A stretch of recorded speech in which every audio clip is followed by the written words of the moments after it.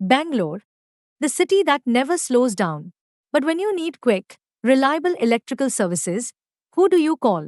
Finding a genuine electrician or trusted service provider can be stressful. Delays, incomplete work, hidden charges.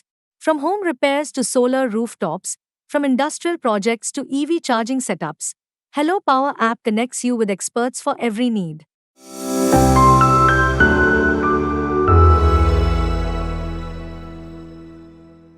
ಇದು ಏನು 125 unit ವಿದ್ಯುತ್ ಅಂತ ಹೇಳ್ತಿದ್ರಲ್ಲ, ಅದು ದೆಹಲಿನಲ್ಲಿ ನಾವು ಮೊದಲಿಗೆ ಪರಿಚಯ ಮಾಡಿದ್ಮೇಲೆ ಸರಾಸಟ್ಟಾಗಿ ನಮ್ಮ ಕಾಂಗ್ರೆಸ್ ಪಕ್ಷದವರು ಕಾಪಿ ಮಾಡಿ ಕರ್ನಾಟಕದಲ್ಲಿ ಗೆದ್ದುಬಿಟ್ರು. ಈಗ ಬಿಹಾರದಲ್ಲೂ ಅದೇ ಆಗಿರೋದು, ಆಯ್ತಾ? ಸೊ ಹಂಗಾಗಿ ಸರ್, ಮನೇಲಿ ಇದ್ದೀರಂದ್ರೆ ನೀವು ಅದೇ ನಿಮ್ಗೆ ಪೂರಕವಾಗಿ ನಾನು ಮತ್ತೆ ಅಲ್ಲಿಗೆ ಬರ್ತೀನಿ. 1.5% ವ್ಯತ್ಯಾಸ ಅಷ್ಟೇ. 43 ಲಕ್ಷ ಬಿಜೆಪಿ ಅವ್ರಿಗಿದೆ, ನಮ್ಗೆ 41.5 ಲಕ್ಷ ಓಟು. ಅಲ್ಲೂ ಮತ್ತೆ MIM ಮತ್ತೆ ಕಾಂಗ್ರೆಸ್ ಇಂದಾಗಿ 15 ಸೀಟು ವ್ಯತ್ಯಾಸ ಆಗಿ ನಾವು ಅಲ್ಲಿ ಮಾಡಬೇಕಾಗಿ ಬಂತು.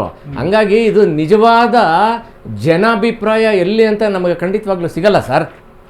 1.5% ಮನೆ ಹೋಗೋ 15 ಸೀಟಲ್ಲಿ ಕಾಂಗ್ರೆಸ್ ಇಲ್ಲ ಅಂತಿದ್ದಿದ್ರೆ ಆಮ್ ಆದ್ಮಿ ಪಾರ್ಟಿ 3ನೇ ಸಲ ಅಲ್ಲಿ ಅಧಿಕಾರಕ್ಕೆ ಬಂದಿರೋದು. ಈಗಲೂ ನೋಡಿ 84 ಲಕ್ಷ ಓಟ್ ತಗೊಂಡಿದ್ದಾರೆ RJD, 25 ಸೀಟು. 76 ಲಕ್ಷ ತಗೊಂಡಿರೋರು BJP ಅವರು 91 ಸೀಟು. ಇವಾಗ ಇದಕ್ಕೆ ನೀವೇನು ಹೇಳ್ತೀರ? ಹಾಗಾದ್ರೆ RJDಗೆ ಜನ ಬೆಂಬಲನೇ ಇಲ್ಲ ಅಂತನಾ?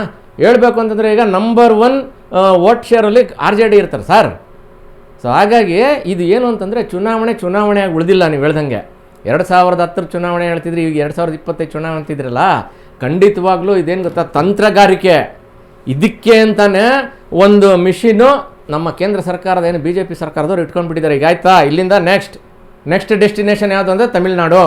ಸೊ ಅದು ಇವ್ರು ಹೇಗೆ ಅಂದರೆ ಈಗ ವರ್ಷಾನ್ಗಟ್ಲೆ ಮುಂಚೆಯಿಂದನೇ ವರ್ಕೌಟ್ ಮಾಡೋಕ್ಕೆ ಶುರು ಮಾಡ್ತಾರೆ. ನಮ್ಮ ಸ್ನೇಹಿತರು ಹೇಳಿದ್ರಲ್ಲ, ಇದು 1 ವರ್ಷಕ್ಕೆ ಮುಂಚೆ ಅಂದೆ. ಈಗ 10,000 ರೂಪಾಯಿ ಮಹಿಳೆಯರಿಗೆ ಕೊಡೋದು, ಈ ಕ್ಷಣದಲ್ಲೇ ಕೊಡಬೇಕು ಅನ್ನೋದೇನು? ಯಾಕೆ ಮುಂಚೆ ಕೊಟ್ಟಿಲ್ಲ?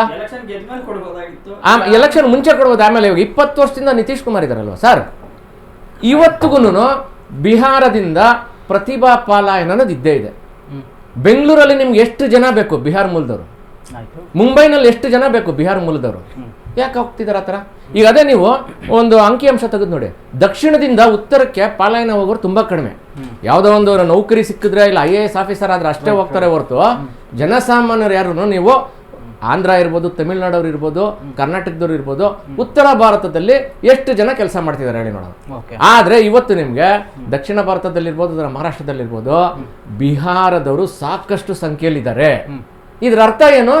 ಬಿಹಾರದಲ್ಲಿ ಅವರಿಗೆ ಮೂಲಭೂತ ಸೌಕರ್ಯಗಳು